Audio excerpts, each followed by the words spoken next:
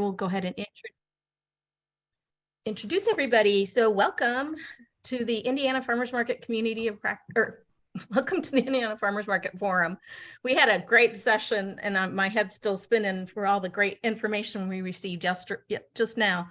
But it's been some really good days. I'm Christina Ferroli, the Grants Program Coordinator with the Indiana Cooperative Development Center. And it gives me great pleasure to introduce this panel to you. The session is on fundraising for farmers markets, and our moderator is Heather Tallman. Heather works with farmers, markets, brands, and organizations to connect with consumers and to elevate Indiana agriculture. Heather previously served as director of Indiana Grown, the state's agriculture marketing initiative, and as owner of Kitchen Sink Media. And she's going to be moderating. And for our session today, we have two fantastic market managers. We have Kat Peters, who is the market manager of the Coffee Creek Farmers Market in Chesterton, Indiana. And she is an adjunct professor of Spanish at Indiana University Northwest. Kat graduated from Valparaiso University with a BA in Spanish and International Service. And she also holds a Master's of Education and a Master's of Rural Development. She has lived in Costa Rica for 9 years and was the assistant director of the Institute for Central American Development Studies during that time. While living in Costa Rica, she gained a passion for local and sustainable food, supporting small farmers and questioning the model of globalized agriculture. Kat lives in Valparaiso with her Costa Rican husband and 2 bilingual bicultural children and 1 kitty. We also have with us today Gina Johnson, who is the market manager for the Madison Farmers Markets. Gina was born and raised in the Hudson Valley in New York, and she is no stranger to the importance of supporting small farms and local agriculture. However, until her recently professional experience has involved almost anything but that, as she has held the position, I need to read correctly. Until recently, her professional experience has involved almost anything. She has held positions working for transportation and logistics specialist for England Logistics. She's been a program coordinator for the Utah Valley University's MBA program. She is within the farmers market sector that she has found that her people are farmers markets, and obviously the vendors and the farmers. In fact, the theme of 2023 is starting to feel like all things related to farmers market, as she serves on both the INFMCP Marketing Manager Community of Practice, yay, and the Indiana Grown Commission. With over 10 years of experience in project management, event planning, and social media marketing, Gina considers her position as a farmers market manager for the Madison market as a gold star on her resume. She lives in Madison with her husband and 4-year-old daughter, who claims that she will run the Madison Farmers Market with Gina when she grows up. Gina fully supports this continual plan. I will go ahead and turn it over to Heather, and she will get this panel going. Oh, I do want to announce that Kim Arnold is not able to participate today. So we'll just keep her in mind as she's here in spirit. I don't know if she's able to listen in, but whatever's going around kind of laid her low. So we can sympathize with that. All right. Gina and Kat, thank you so much for being on this panel today. I myself have never been a market manager, but I have been to more markets across the state than I can count. And on this topic of markets and fundraising and what we do and how we attract consumers in to engage with the market, we're going to talk about different ways that you can fundraise, different ways that you can raise money for the market through grants or through selling merchandise. I have to show something I bought recently from the Indy Winter Farmers Market. It's my favorite bag. I love it because it's heavy. It's a heavy canvas. Of course, I love the message. This is really what I'm all about. It has great long handles, so I could put it over my shoulder when it's full, so it fits all my needs. But I have a ton of different bags and different things that I've gotten from markets in all my different travels. So what I'm going to do is I'm going to ask you a few questions that we've already kind of gone over. And also at the end, we're going to save time for Q&A for the different people who are on here who have valuable questions. And throughout, I'm going to be monitoring the chat. and throwing out some questions that may pop up. So don't worry about having to watch that. I'll do that for you. And so I'm going to ask this question of both of you. There's no real order here. I'm going to probably go with Kat first, just because your name is written down on my paper at the top. Kat and Gina, I want to ask you first. Your markets may not fundraise yet, but if you do, why did you begin fundraising? Thank you. Well, I can't say I exactly know the answer. The market, Coffee Creek Farmers Market, has been in existence. This is the 8th season, and I am in my 2nd season as the market manager. And so I inherited a lot of the, the reasons why we do different things. So what I can talk about is what we do to fundraise. I'm imagining that fundraising was needed from the beginning. We've always talked with our sponsors. That's I have about 4 or 5 different things we can talk about in terms of fundraising, but we do have sponsors. And one of the things we talk with them about is to keep our vendor prices low and still be able to meet our financial needs. So, we pay for rent in the parking lot where we exist. We pay for insurance. Of course, we pay a market manager, and any materials that we need, tents, signs, tables. You all know the drill with some of those things. So our main income for those are vendor fees and sponsorships. I would say last year's budget, probably, let's see, like 1/3 of our budget was sponsorship and 2/3 were vendor fees. What kind of sponsors do you generally have worked with in the past or currently? Right, so I can show you, I was gonna maybe show our website here for just a minute, and we can go into more details, but if you don't mind, I'll just share my screen here. So we have on our website our list of sponsors. These are from last year, and I'm really excited. I'm getting ready to update to this year's sponsors. So we have different levels that people can come in with to sponsor. Of course, the highest tier is our pumpkin sponsor. So this is a local food store, Roots Market Cafe. It turns out that a lot of our vendors actually also sell some of their products to this cafe. So it's a really neat fit. One neat thing last year, one of our sponsors was one of our vendors. Water and Wheat is a vegan food place. Then we have some local large companies, right? And another, Frozen Garden is another food business. Then we get other local folks that are just right in our neighborhood, a dentist office, a little natural food store, bank. This is a retirement home, residences at Coffee Creek that's very close by our location. This is another vendor. And then we had a computer, fixing company. Let me see if, yeah. So one of the things, as I mentioned, these sponsors, is that we offer the sponsorships at half price to our vendors. So that allows them to kind of participate more in the market and get their logo out there, but with a lower financial commitment. One of the attendees asked in the chat box, 2 questions actually. So I'll hit you with both of these, and I'm going to ask Gina as well. Your different sponsorship levels, sweet potato, pumpkin, garlic, did those equate to a dollar amount? Yes. So I can also show you on our website. This year we made a PDF file that's a sponsorship menu. We've had the different levels, I believe, for many years now. Like I said, I came in and we already had these, but here's our, oh boy, is that working? Let me see.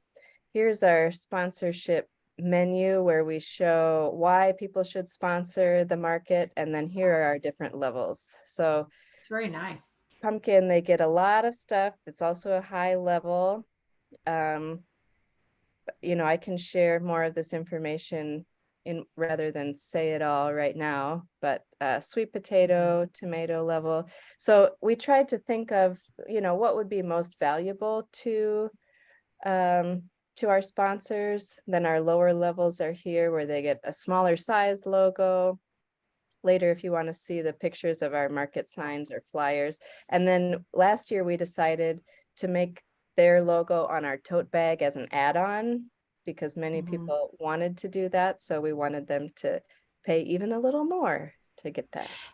And this is available at your website at coffeecreekfarmersmarket.org. I That's see at the correct. top. We Yep. have someone ask, are you a nonprofit? We are a nonprofit, yes. Okay. Okay. Gina, so your market, tell us a little bit about any fundraising you've done so far or plan to do. And also, while we're at it, are you working with any sponsorships this year? Yeah, so our market has been around a lot longer than I have been. We are the oldest in the state since 1809. And I don't know what they used to do, but within the last going into 3 years now, we've been under our Madison Main Street program. And so we are a 501c3. And so fundraising is important because obviously as a farmer's market, there's so many different things that we want to do.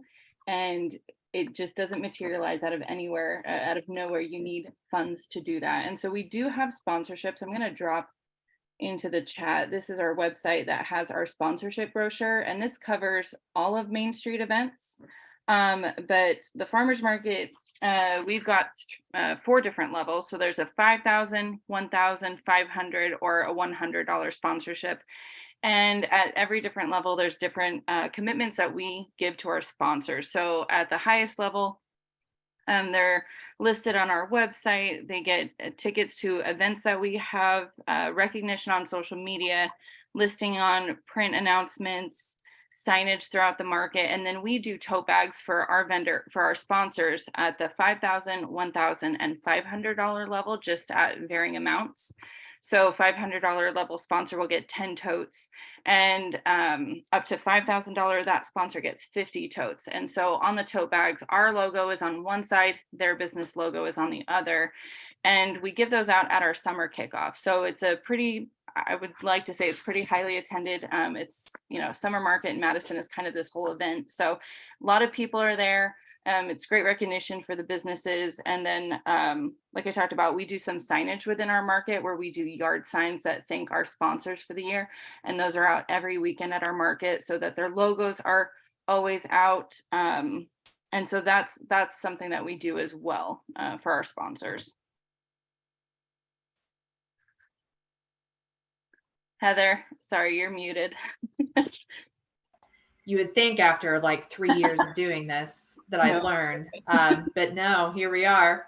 So one thing, and either of you can answer this, and you can just choose who goes at it first, but did you have a background in fundraising? Is it hard to make the ask, or do you have the community coming to you saying, we want to be involved, we want to get involved in this placemaking, which a farmer's market is? It gives people quality of place in every community. Do you have a hard time selling sponsorships? So I don't have a background in fundraising specifically, but I have a big background in like customer service, which I think helps a lot with these things. At market, we are there to build relationships, whether that's with our vendors or with sponsors and community members. And so for us, a lot of our sponsors, especially this year, so with our booklet this year, we asked that any sponsors that want to commit to this year, that they come in by the end of February. And we did that so that gives not only myself, but our executive director some time to be able to plan out and fulfill the commitments. And we're seeing a lot of new sponsors come in, and their feedback when they've been asked by the board, why are you sponsoring the market?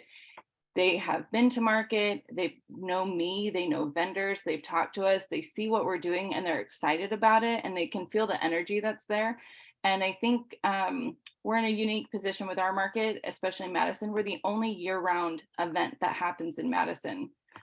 So I think sponsors see that as a really big opportunity to get in front of not only local community members who are coming to market, but also we have a lot of tourists. So I think they see it as just a great opportunity to partner. Yeah, I think I would say I also don't have a background in fundraising, but also probably like Gina, more like customer service, working with study abroad students in Costa Rica and their parents and universities. And so, yeah, I agree that clear communication is really important. You know, some of the sponsors that we work with, you don't write to them, but you fill out their online form. Some of those bigger companies that we work with have a whole philanthropy arm, or some of the banks, for example. So even though we might have a personal relationship with the person who, eventually sends us the check and the logo and all of those things, they won't answer an email to decide on a sponsorship. We go in and fill out their philanthropy form. So it's a lot of kind of organizing, and who do we have to talk to at which place, and what is the relationship with them, and what did we talk about the last time we spoke with them, and kind of bringing that back.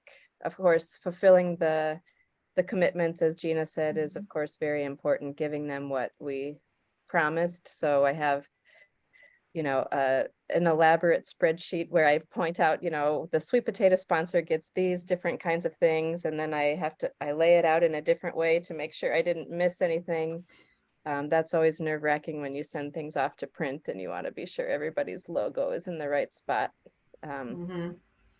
So sometimes this year we are losing a few sponsors because one person retired, and so her business, she's no longer going to be sponsoring people. Another person's business isn't doing as well this year as she had hoped, so she's cutting her budget in that way.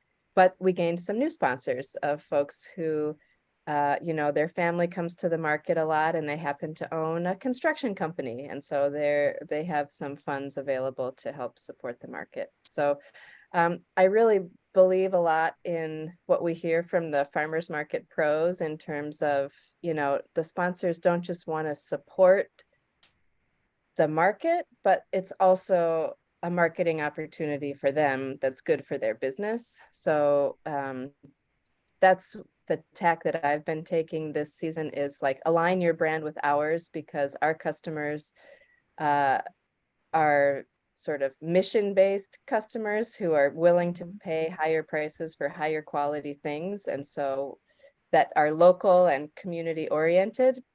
So when all of that comes together, when your sponsor brand is next to ours, that's going to be good for all of us. Absolutely. And this leads to a question we had pop up in the chat. Are your sponsors tied to the whole market, or do you ever have a sponsor for a specific program? I think they mentioned Power of Produce for a pop program. For either of you.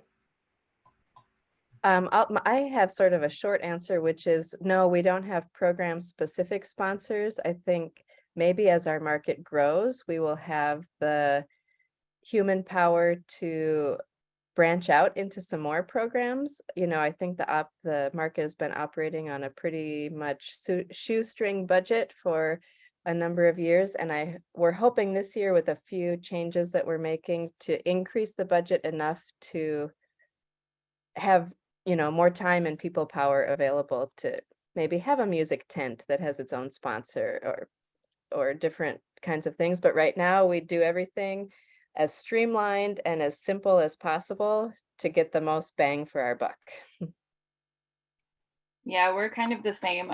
So I don't know how many market managers are watching or like this, but I'm the only staff member for our market. So as much as I would love to do like a pop program that was actually on our list this year, we realized that we don't have the manpower to do it. And it was something that we actually considered having a specific sponsor for. So it's definitely on our minds and something we'd like to do. Another thing that we were trying to do was grow our market musician kind of lineup. We right now do bi-weekly music, and it's a big draw for the market, and I'd love to go weekly, but to do that you need funds. And again, right now, to be able to have a musician do that setup, the marketing that comes with it, to be the only person that's doing it right now, it's just a little bit of a reach for our market, but it is definitely something we would like to do. And I think it's a good idea if you've got the staffing. I'm a big supporter of don't take on more than you can handle, like know your boundaries, because if you are the only person doing this, it is easy to get burnout, and you don't want to get burnout, because if you're like us, you love what you do and people like you in that position. So don't get burnout, know your boundaries, and maybe put it on the table for next year. This is true.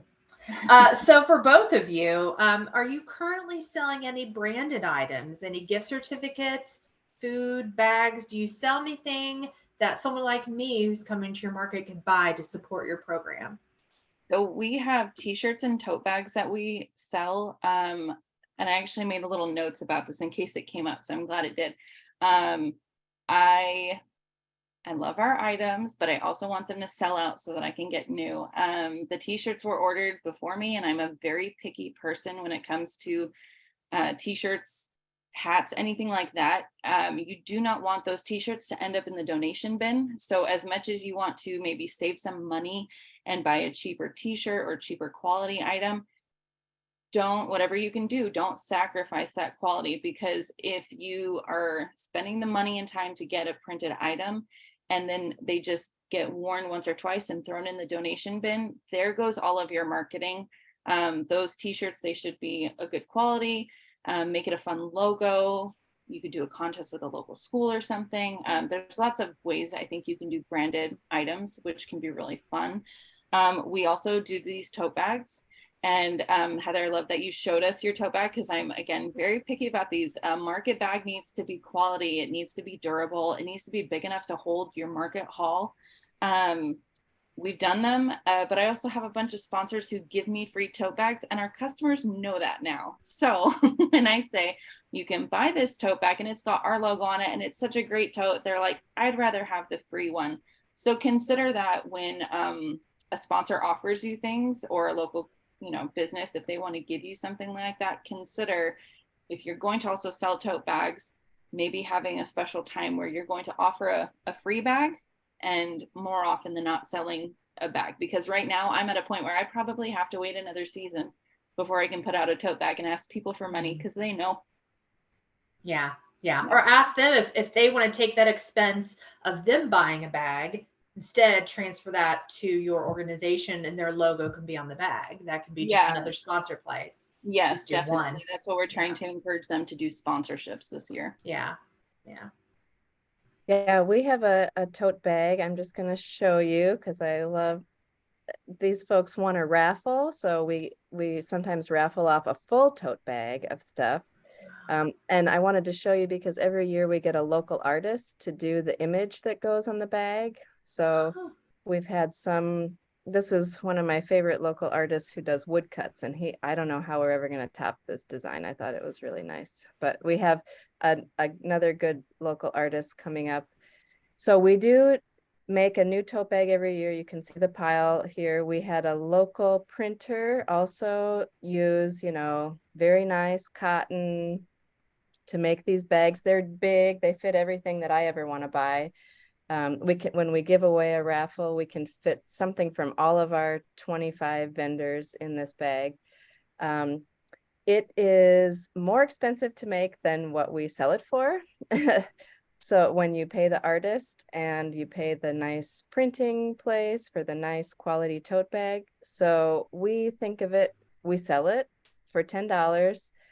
Many people think that's too expensive.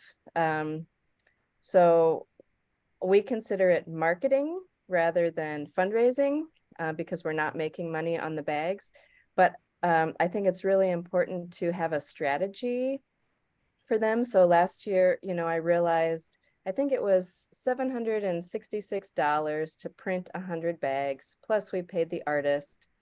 But then I used it in my marketing budget, and I knew we were going to try to sell 75 of them and give away the other 25.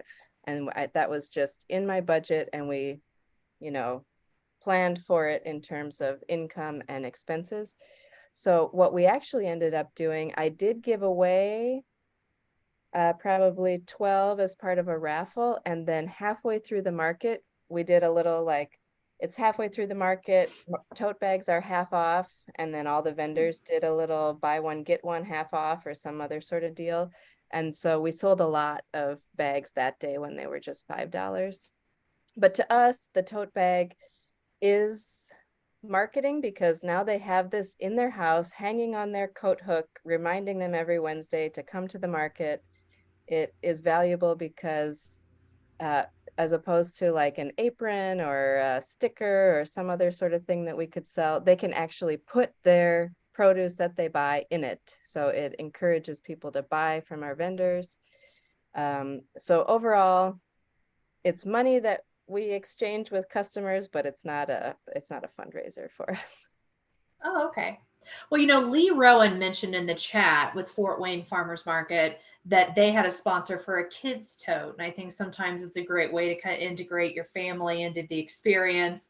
So that sounds like maybe something we can look up in their Facebook page for some past pictures. I think that would be kind of neat to see. We had a question asking do you go to any local businesses? Do you target any businesses for sponsorships? Or do you send mail and email kind of en masse to the community? Or do you target maybe a combination of both?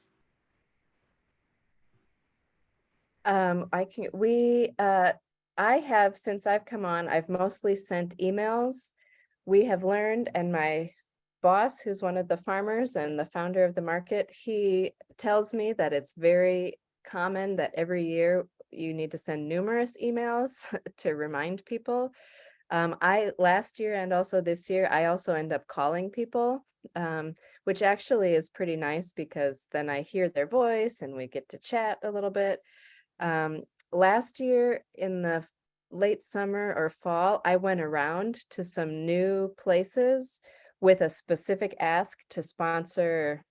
I don't remember what it was, but it was something later in the season. So it would have been a specific program sponsor. I don't know if it was for our Halloween thing or something else. And I didn't get any yeses when I did that. I got one yes to donate some items for a prize for our Halloween costume contest, but that was easier than asking for cash. So again, it's like most bang for our buck, streamlined. So we go for the mass emails, then whatever we don't capture, then we send an individual email. And then if we need to, we make a call.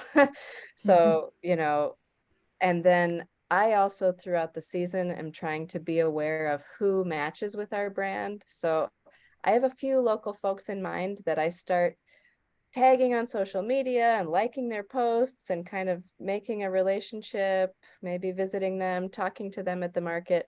And then this year I included them in our sponsorship invitation email, saying, I think your brand aligns with ours. So we'll see what fruit we get from that effort. Unintended. Gina, what about you all? How do you all handle that approach? So all of that really comes from our board and our executive director. I think they only loop me in if they think I know someone who comes to market often, and they're like, will you talk to them in person? But I do know that there's, when they put together this sponsorship brochure, that goes out to our past sponsors. If there are people who have mentioned any interest in sponsoring things or any interest in farmers market, they would get that kind of email. I know that there's always like phone calls, sometimes visits that they do as well, to targeted people who they think might want to sponsor either farmers market or some other event.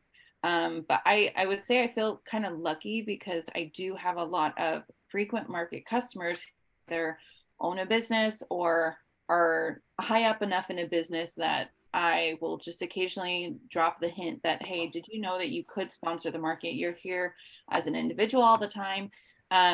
Maybe your company would support it. Like we got our local hospital just out of nowhere, sent a check and it said farmers market on it. And our executive director was like, what is this for? And they said, well, you're focused on health and we're focused on health. And so we thought it aligned and here's some money.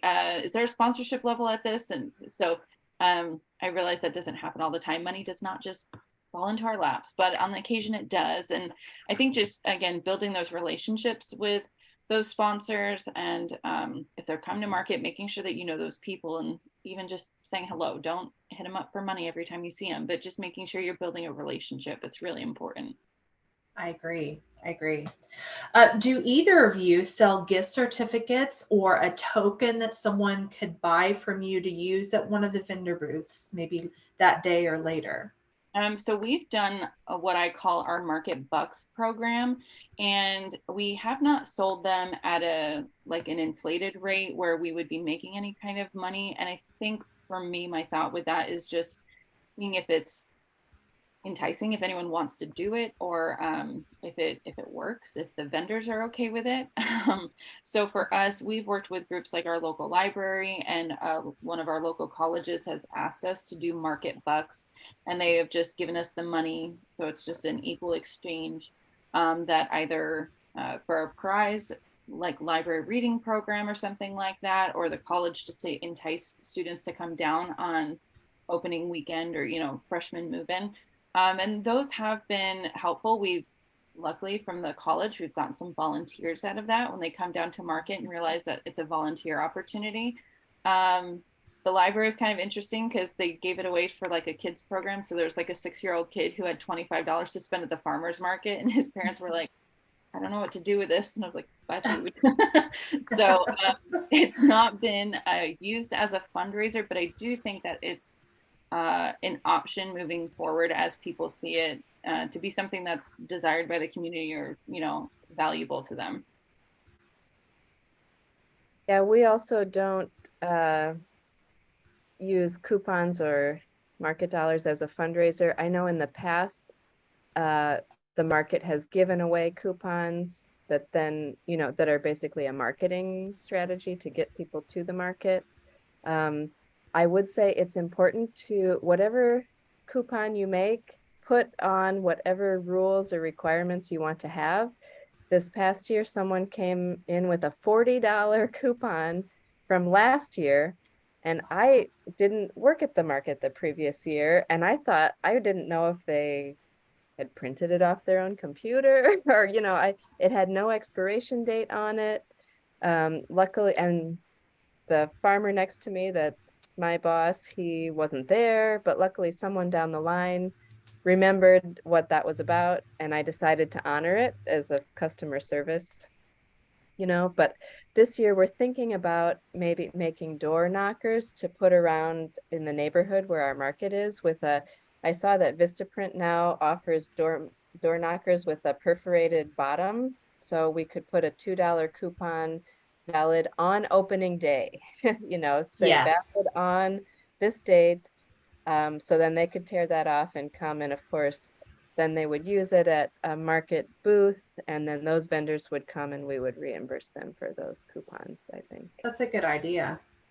Lee from Fort Wayne mentioned they have something called Carrot Cash. I love the alliteration. They do charge $1 for $10. So as a processing fee, they said they use it as gift certificates, but also for vendors that don't take credit card payments. I am the person who still forgets to get cash before I go to the farmer's market. And there's always 2 or 3 vendors I want to shop from that I know do not use credit in any way, shape, or form. And I'm always reminded and disappointed that I can't buy their whatever. And then I go to the Market Master booth, and hopefully they're doing that if it's a market that I go to that does this. And I love it. But then I'm reminded that I should have come with cash. I think this is a good idea. They also do this for giveaways. So is this something that maybe is on the horizon to maybe sell them for someone who doesn't use credit cards? I mean, it's a great swap, maybe. Yeah, that's a good idea. We, again, so far we try to do, because I work about 12 hours a week. And so we have as few labor intensive projects as possible. So that would be something that if there were money to pay me a little more to work a little more, we could do. Yes. Ditto. One of the comments in the chat was some great ways to reach out for sponsorship is your local YMCA, also Duke Energy, depending on what part of the state you live in, or NIPSCO, in your case, Northern Indiana. There's a lot of community foundation that want to help with the double up of SNAP. I believe that what she commented was that, oh, I lost my chat. Hold on just a second. That there were SNAP Double Up programs sponsored by community foundations because they have funding that has to be used for different financial education. I know in my county, Purdue Extension Johnson County, where I live, has worked to coordinate SNAP and Double Up bucks through a grant. It was actually a grant funded by Indiana Grown a couple of years ago. For our farmers market here, which happens to be kind of across the street from my house. So it's really great. So that was a nice pilot program that they're looking for someone to kind of help continue that for them. Someone asked a question about using a point of sale system in exchange for cash. And so that's in the chat. I'll let people kind of see that dialogue. It's not really, it's just some back and forth there. I think that's a lot of things that people have asked. Do you have a point of sale that you're using for the market, like a Square system, for someone to want to exchange cash for tokens? So at some point in time to do that, I think we already kind of talked about, if only we just had never ending time and money and funds, that maybe is something that we can do. And so that's just a little bit in the chat. One area that I think a lot of people have asked about, and I think it's an area that a lot of people are kind of scared of, are grants. There are farmers market improvement grants. There are also specialty crop block grants. As a matter of fact, the window for that just opened, which are pertaining to anything specialty crops. So pretty much anything but corn and soybeans, the promotion and marketing and growth of the market of specialty crops. Have either of you in your time used a grant to develop your markets? I have not, and that's purely because it's just not in my position description. So again, being the only staff member, what we've done is the grant writing falls under our executive director. But any of the information that she might need, that's where I would come in to help. So that's where, you know, our previous session talking about data collection and management is so important to have specific points that you can use within grants to help encourage, you know, being able to receive those grants. So I definitely think there's lots of options out there. I don't know what it is about the algorithm. I get all the grants for the farmers. Like, I'm constantly seeing all the grants available for them. So I share those with the vendors, but haven't really done too much on my side, again, just because that's not within my position description. Yeah, I'm not sure that our market has applied for many grants other than I mentioned the sponsors work through their philanthropic application, which I suppose could be considered a grant, but we're treating them as sponsors. But we did this year apply for a grant that we're still waiting on, specifically with one of our local utility companies. We're already sponsored by another utility company, but there's a second one that's local to where a lot of our farmers are from. And we need to buy a generator for the market because our electricity source is going away this year. And so we thought that would be a good thing to ask for from this specific grant opportunity from a utility company. So we're waiting to find out about that. And I agree, making sure you have your numbers, how many customers you serve and how many vendors, and, you know, continuing to do customer counts and surveys and vendor surveys to be sure that you're ready when those opportunities arise. I wasn't aware of that grant, but someone else passed it to me and it fit what we needed. So that's another goal that we would have, is to just keep seeking those out as we take a look at our budget and how we want, you know, to grow the market. How do you track the number of customers you have each week? Do either of you have a particular way that you do that? Sometimes it's luck, Heather. So I use just like a counter. And the other thing that I've used, there's an app that I recently found for my phone. It's called Count That Now. I don't know if we can kind of see. That's really hard to see. But anyway, it's just on my phone, which I always have my phone with me. So that's been helpful as well. Over the summer, it's really hard because our market has 4 to 6 entrance points to it. And so it's like kind of impossible to figure that out. But we are at the Broadway Fountain in downtown Madison, right outside of Trinity United Methodist Church. And they will set up a table during summer market to hand out cold bottles of water. And their pastor recently took it upon himself to do random like tally checks once an hour during summer market. And I didn't know he was doing it until the end of summer. And he goes, here's your average attendance during July and August and September. And here's what we did. And he had all this information for me, which is really hard to track, again, as the only person trying to keep that customer count. So sometimes it is luck. Sometimes you have a very friendly pastor who's going to help out. Yeah, I also have a little clicker that's like $10 on Amazon, and I love it. I love my kids when they visit me at the market. Of course, that's what they want their job to be, and I have to, you know, be sure to train them in only one click per person that they see, but they don't come very often to the market. But we have like 2 main entrances, and the parking lot is only, you know, it's a small enough parking lot that I'm on one end at the entrance. And so I count the people coming in, and then I'm always kind of looking down the aisle and checking down there for the folks that, you know, I don't think I've seen yet that must have come in through the other way. And so I click those people. Again, it's a small enough market that I feel like on the whole, I might miss some, or I might count a couple people twice, but it probably averages out.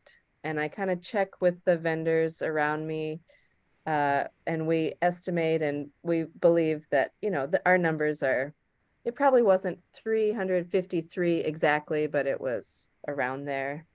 And having something is better than nothing. Exactly. Having some kind of an idea of your turnout is just better than nothing. Yeah. If I have to go run to take my bathroom break, I give somebody else the counter.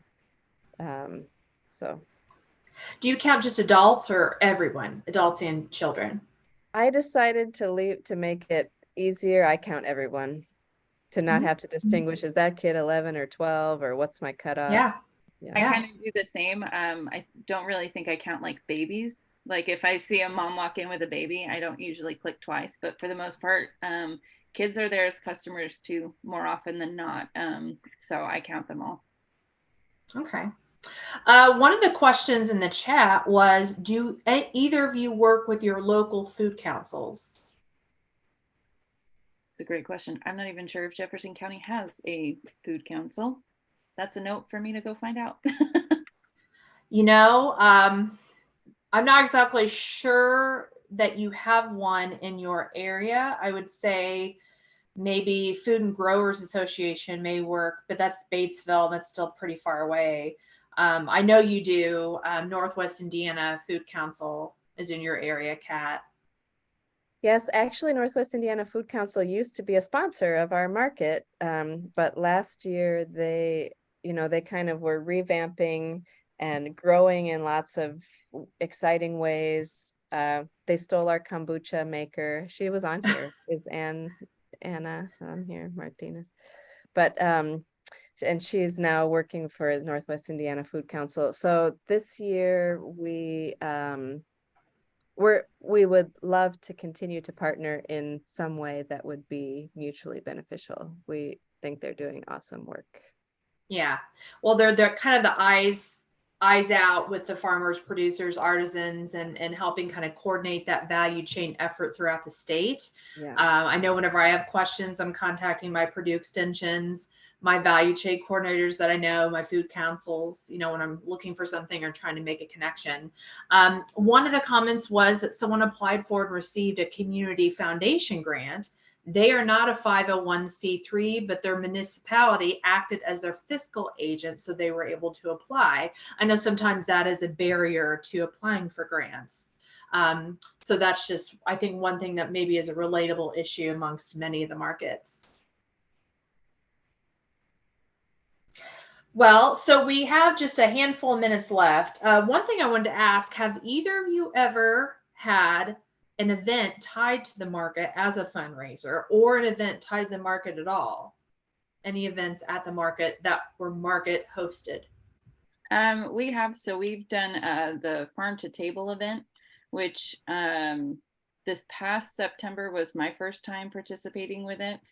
So I don't know how often it's been held, but it is typically held outside in our market space. We use products from our vendors. We have a local chef that's hired to produce the meal. Tickets are sold to the public. We do an art garden with it, which is a partnership with our local arts alliance. And that's not a fundraiser for us in particular, but it does bring people in. We are unfortunately not doing it this year, but hopefully we will be bringing it back for 2024. It's just been a really fun community gathering event.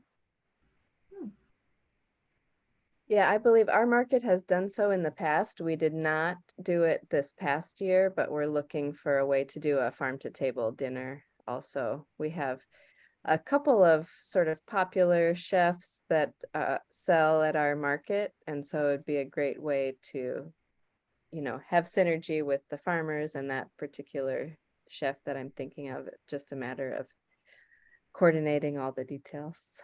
Mm-hmm, mm-hmm. Well, I know I love dinners like that because I think it's a great way to help people in different communities understand what's going on around them, what's growing out their, you know, their windows, learn how to be a tourist in their own zip code. And so I think that's very important, and they're fun.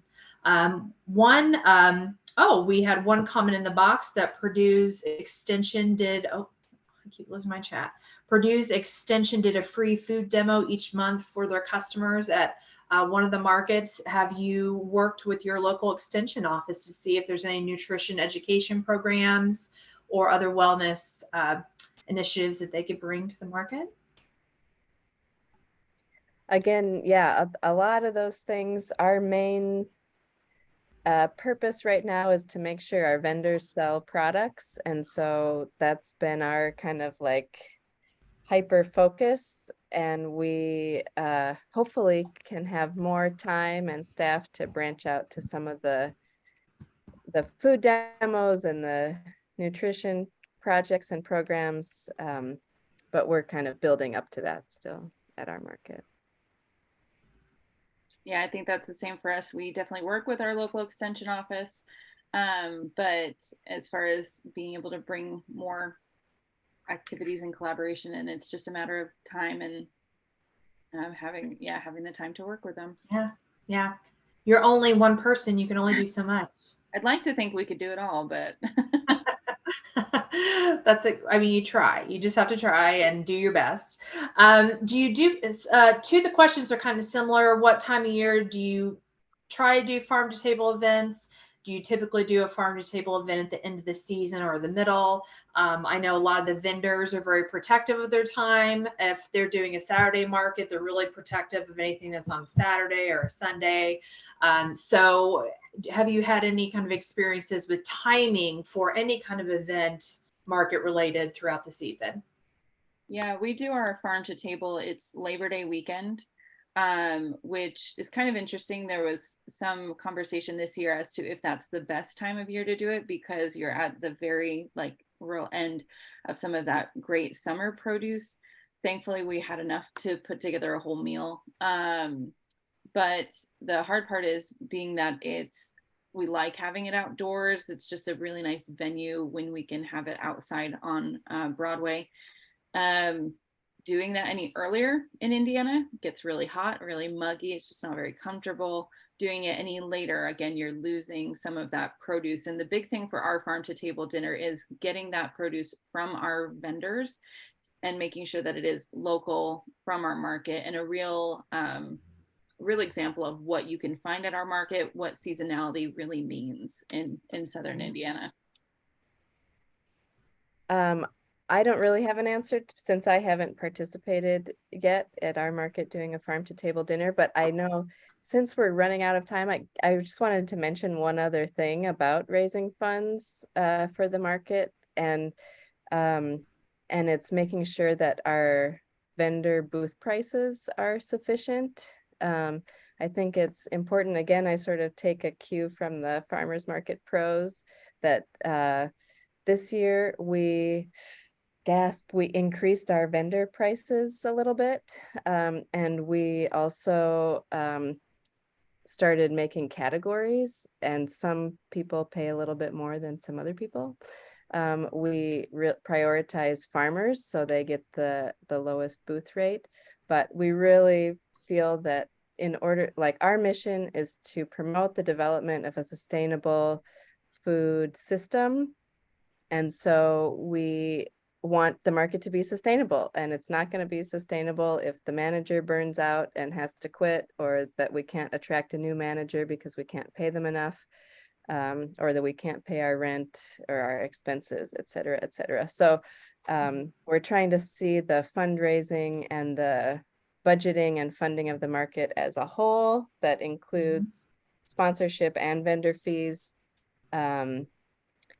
So anyway, I just thought I'd throw that in. We hadn't talked about that as a fundraiser, but the vendors do have to pay something, and that contributes to our budget. So we want to make sure that they pay enough to run.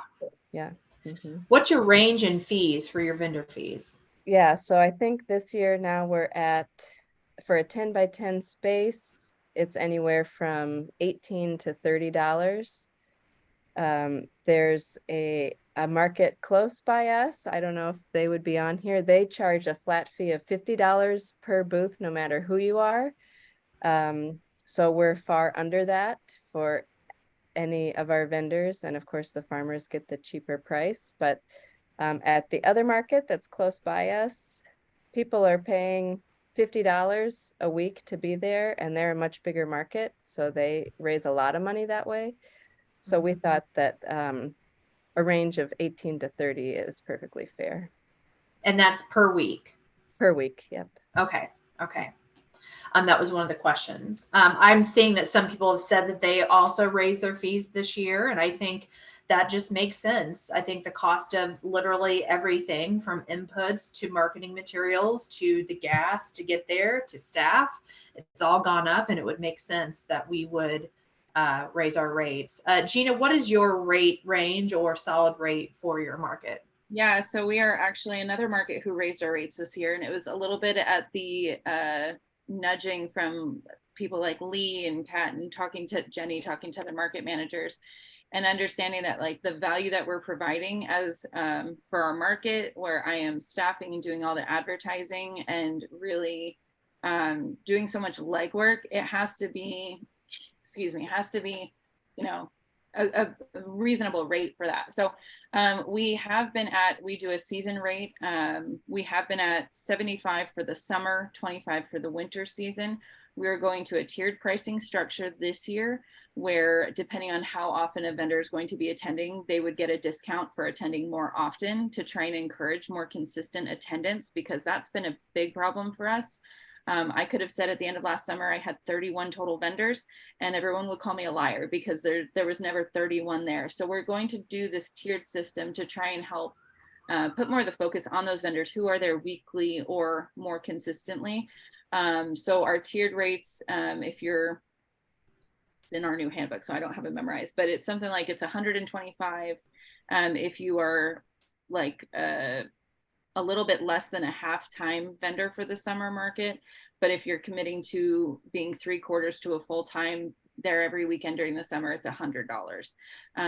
Winter market, we're also changing our rates a little bit, where right now vendors could just sign up and say, you know, this winter, I'm a seasoned vendor, I'll pay $25 and I'll come twice. And that really hurts us, because we need to get customers, you need vendors. To get vendors, you need customers. So next year we are doing a request that if you are going to pay the season rate, you commit to attending an average of once per month.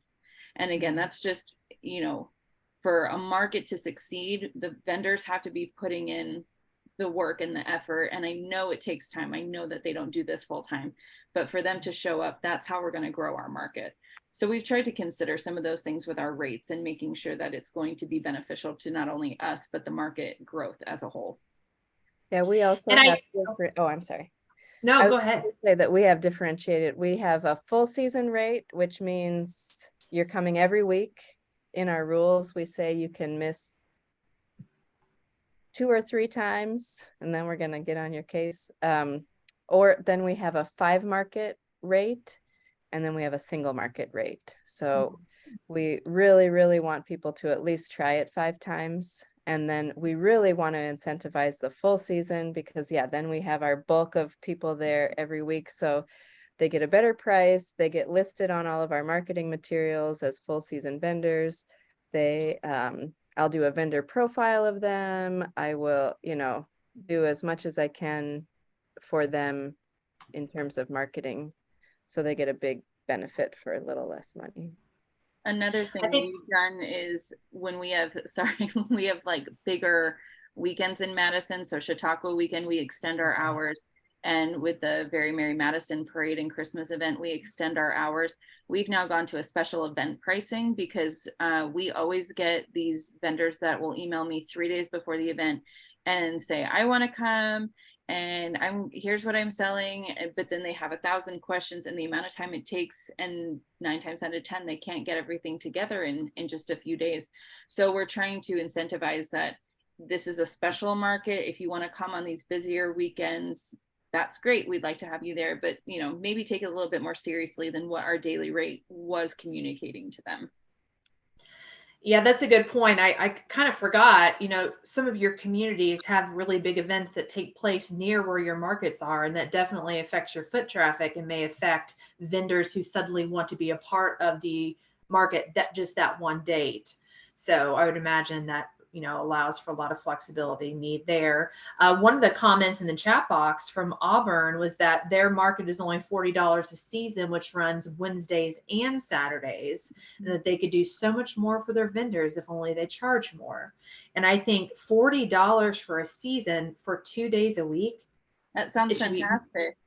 Way more than that. It should be way more than that. So and it's it just really hard to do that because especially like for our market, the vendors have been there so much longer than Main Street's been a part of it, or I've been a part of it. And sometimes it's hard to make those changes. Truly, when I was hired, I was looking at our rates thinking there's no way that this is fair to what we're offering. But we had to go in and I had to prove to the vendors and say, like, I'm here and I'm working for you. And this is what your money is going towards. And this is how we're going to help. Like, we want to grow your business if we can work together. So I understand the hesitancy of raising rates. And sometimes you're just going to have some upset vendors. You've got to be able to explain to them, what are they getting for that? What is the value of their money? And if they come back and say, well, we want all the customers, tell them they need to be there too, put their backs to the wall a little bit and say that they are a part of it. Yeah. Mm-hmm. And I believe one said it was $7 per date. They felt like that rate was really low. One market has a $15 daily fee and $130 season fee that covers 2 locations. And to be honest, the more I would have to pay, the harder I'm going to be working to sell, since the obligation is on me to do that. And so that's I think where all those things come, it's cool to see in this session. We see the market has to be a whole, where, there's a whole budget that's getting added into with these various things, but there's a whole strategy, right? That we all work together to make the market what it is. So the vendors have to be putting that forward with their money and their effort. And we as the market managers do too. I think when I was nervous about raising the rates, that's why I looked around and I was seeing my same vendors paying double or triple to be at other markets, and those markets don't necessarily provide all the benefits I was providing. So then I didn't feel bad anymore. Yeah. Well, we're going to wrap up. We did have one question that popped up. Many people were wondering where you find your volunteers. I'm assuming that you're finding them just from Community Ask, but also people who have volunteered with the market for many years in the case of Madison. But in like 15 seconds each, could you tell me where you're finding your volunteers? This is not going to be a popular answer, but my volunteers have literally just popped up. I had one guy show up. He moved from California to Madison last January. He's never left me. Every Saturday he's there for setup. One of my husband's a high school teacher. He's supposedly the favorite teacher. I can't get any kids except one who comes out every Saturday to help me tear down. I would say, don't give up. Keep asking. You will get volunteers. It is hard and it is not easy to get that ask, but talk to local high schools, FFA programs, colleges. just other nonprofits, see who you can find, keep the conversation and keep making sure that it's on your social media that you need volunteers, what they can do, how much you love them. Good luck. My Absolutely. answer is we don't have volunteers, so we tried. We have one person that came a handful of times. Well, there you go. All right. Well, Kat and Gina, thank you so much for this session, and thank you for the attendees and the great questions in the chat. It was a pleasure. Thank you.